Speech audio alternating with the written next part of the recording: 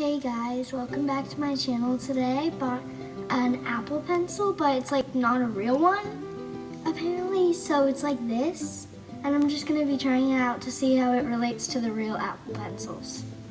Okay, so it's supposedly like push it out. So here it is. I ordered a pink one because my favorite color is pink. Looks pretty good in the package. So first it has a charger. It's pretty small, but it works. Then it has the actual pencil, and it has this little hole thing, this rubber piece that has the charging thing, and you can just cover it up with this pink little thing. But from how it looks great. Let's put this back in its little... And it also comes with extra tips, like to the top of it, like extra these just in case, because they come off and like sometimes they can get scratched or something. So yeah.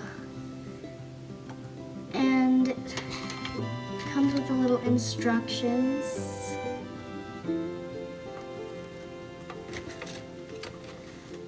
It says how you turn it on is you tap the top twice. So let's see. Yeah. I wonder if you have to connect it to Bluetooth. Let me see.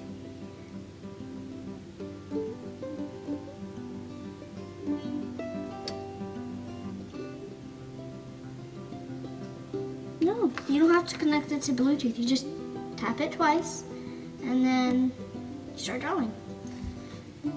So I tested it out on my iPad and it works great, but I can't exactly show you since I'm filming on my iPad.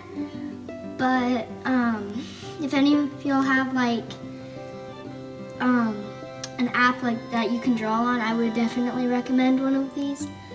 But I'm pretty sure an Apple Pencil like just works better. But these are a great start if you don't want to pay $100 for one. This was like $15, so I would definitely recommend it.